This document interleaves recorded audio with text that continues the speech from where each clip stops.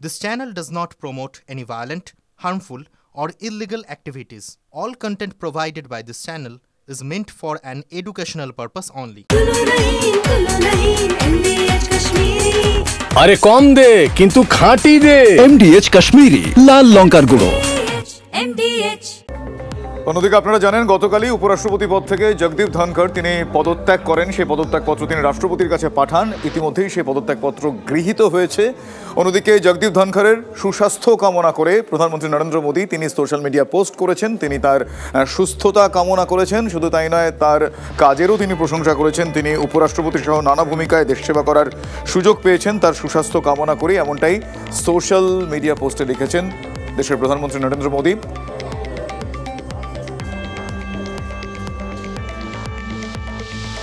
কিন্তু হঠাৎ কেন ইস্তফা জগদীপ ধনখড়ের?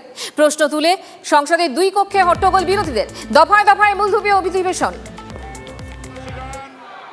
ये सदन चर्चा संवाद के लिए नारेबाजी के लिए नहीं है। आप सदन की मर्यादा को बना करके तख्तियां लेकर मैं अलाउ नहीं करूंगा। ধনখড় সাহেব বিচারকদের ব্যাপারে বিচার ব্যবস্থার প্রতি তার যে ক্ষোভ প্রকাশ করছিল, নানা আছিলাই বিচার ব্যবস্থাকে তিনি কটাক্ষ করছিলেন, সেটা গণতন্ত্রপ্রেমী কোনো মানুষের কাছে তো কাম্য হতে পারে না। জানি না কি করে ধনখড় সাহেব এত বড় বড় কথা বলছিলেন, কারণ তিনি নিজে একটা আইনজ্ঞ। তার মুখে এই সমস্ত কথা শুনে আমারও বা আমাদের সকলের অবাক লাগে। কিন্তু আমার মনে হয় বিজেপি পার্টির নেতৃত্বের সঙ্গে ধনখড় সাহেবের কোনো মনোমালিন্য, যেটা ধনখড় সাহেব মানতে পারেননি বলে আমার মনে হয় তিনি রেজিগনেশন দিয়েছে। জগদীপ ধনখড় সাহেব তিনি নিজেই হাউসে আরএসএস এর পক্ষে খুব ওকালতি করেছেন। অর্থাৎ তিনি আরএসএস দ্বারা পরিচালিত এবং আরএসএস এর পরামর্শ এটা করেছেন। এর পেছনে অন্য একটা রাজনৈতিক পরিকল্পনাটা অবশ্যই আছে। নিজেদের মধ্যে অনেক বিরোধ আছে, সেই বিরোধের কীভাবে ওরা পরস্পরের মধ্যে সমঝোতা করবে এই নিয়ে তো ভেতরের ব্যাপার। এখন আরএসএস বনাম বিজেপিরও একটা বিরোধিতা দেখা যাচ্ছে। কেন্দ্র সরকার প্রকৃতপক্ষে সর্বক্ষেত্রে এখন ব্যর্থ।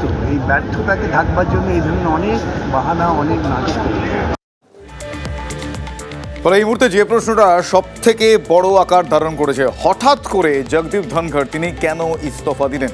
তিনি তো অসুস্থতার কারণ দেখিয়ে ইস্তফা দিয়েছেন, কিন্তু তার ইস্তফার কারণ কি সে প্রশ্ন কিন্তু এই মুহূর্তে অত্যন্ত গুরুত্বপূর্ণ আকার ধারণ করেছে। তার কারণ এক্ষেত্রে বিচার ব্যবস্থার বিরুদ্ধে অতি সক্রিয়তাই কি ইস্তফার অন্যতম কারণ? এ প্রশ্ন এড়ানো যাচ্ছে না। এক, নাকি আলোচনা না করে বিচারপতি বর্মার বিরুদ্ধে বিরোধীদের ইমপিচমেন্ট নোটিশ হঠাৎ মেনে নেওয়া এক গোল বাঁধলো? এ প্রশ্ন এই মুহূর্তে এড়ানো যাচ্ছে না।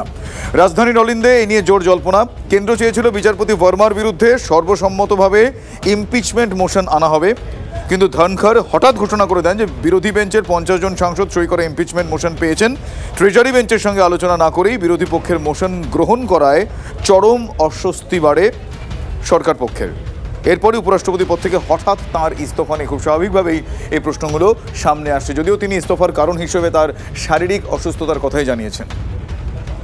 কারণই দেখিয়েছেন জগদীপ ধনখড়, কিন্তু বিতর্ক তো ধামাচাপা পড়ছে না। উপরাষ্ট্রপতির পদ থেকে ধনখড়ের হঠাৎ ইস্তফা ঘিরে একাধিক প্রশ্ন। কাল দুপুর 12:30টায় রাজ্যসভায় বিএ কমিটির বৈঠক করেছেন ধনখড়। বিএ কমিটির পরবর্তী বৈঠক হওয়ার কথা ছিল বিকেল 4:30, কিন্তু সেই বৈঠকে হাজির হননি রাজ্যসভার দলনেতা নাড্ডা এবং সংসদ বিষয়ক মন্ত্রী কিরণ রিজিজু।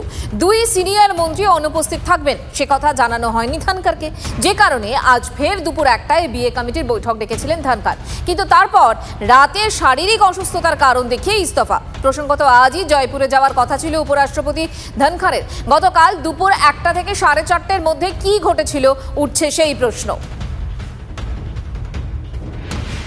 जो इस्तीफे की बात है, तो जो हम लोगों को जानकारी मिली है स्वास्थ्य को लेकर के, तो इसमें हम लोग क्या बोल सकते हैं? किसी का व्यक्तिगत फैसला है और स्वास्थ्य को लेकर के है, तो क्या राजनीति के मायने निकालें इसमें? कौन से पल आदमी बीमार होता है, सुबह क्या है शाम को क्या, वो नहीं लोग बोलते हैं। अभी तो बात कर रहे थे, तो ऐसा नहीं है। उनको डॉक्टर ने कहा कि भाई you need to rest, if somebody wants to rest, उस पर भी राजनीति।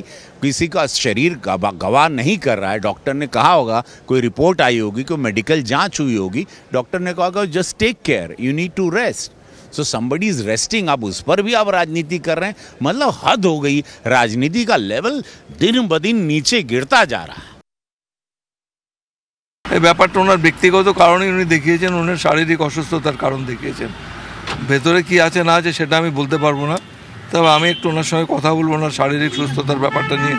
যেহেতু দীর্ঘদিন আমাদের এখানে ছিলেন, ওনার সঙ্গে আমাদের পরিষদীয় রীতিনীতির ব্যাপারে আমাদের অনেক জায়গায় মতের মিল না থাকলেও ব্যক্তিগত স্তরে আমাদের খুব ভালো সম্পর্ক ছিল।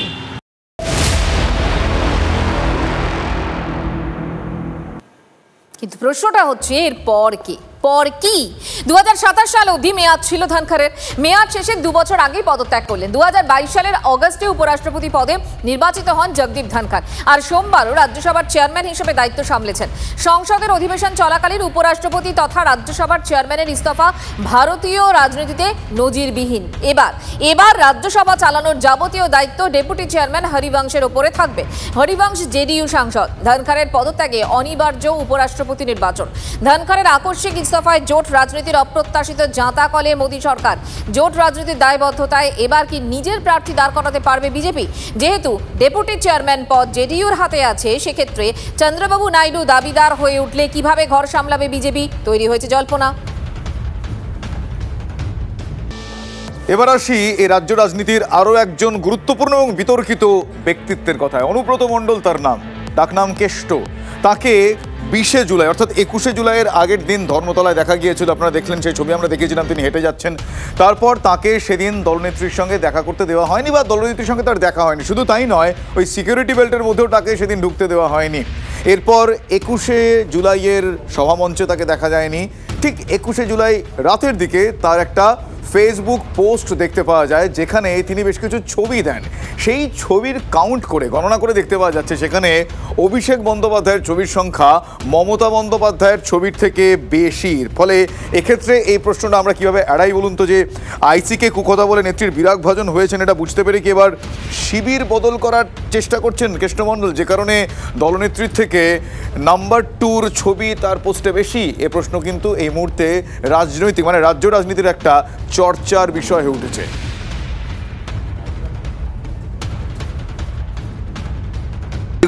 এগুলো কোনো ইস্যুই নয়। অনুব্রত মণ্ডলও কালকে ছিল, সবাই ছিল, এটা নিয়ে কোনো ইস্যুই না এগুলো। আমি শুনেছি কেষ্টমণ্ডলকে নাকি ডায়াসে উঠতে দেয়নি পুলিশ। মমতা ব্যানার্জির এই যে ইউজ অ্যান্ড থ্রো, তাকে দিয়ে গরুর টাকা তোলালেন, বালির টাকা তোলালেন, পাথরের টাকা তোলালেন, সেই টাকা পয়সা নিয়ে পার্টি চালালেন, খেলেন, আর সে বেচারাকে আম খেয়ে চিবড়ে ফেলে দিলেন। এই মমতার রাজনীতি। বাকি টিএমসির নেতারা যারা টাকা পয়সা তুলে আনন্দে নাচছেন, তারা দেখুন ঘুটে পুড়ে গোবর হাসে, ঘুটে বলে তোরা একদিন আসে। তারাও ভেবে দেখুন তাদের ভবিষ্যৎ এরকম অপেক্ষা করছে। কাজের বেলায় কাজী, কাজ করলে কিষেনজি, সেটা সবার ক্ষেত্রে প্রযোজ্য, এবং সেটা এক্ষেত্রে মমতা প্রমাণ করে দিচ্ছেন। এখনো যারা মমতাময় করে, সে মিডিয়া হতে পারে, সে বুদ্ধিজীবী হতে পারে, সাধারণ নেতা নীতি হতে পারে, চোরজচ্চর হতে পারে, পুলিশ হতে পারে, ব্যুরোক্র্যাটস হতে পারে, তাদেরটা বুঝতে হবে যে অন্যায় সমস্ত কাজ মমতাজি তাদেরকে দিয়ে করান, কিন্তু যখন ফেঁসে যায় তখন কেউ কারো নয় বোমা।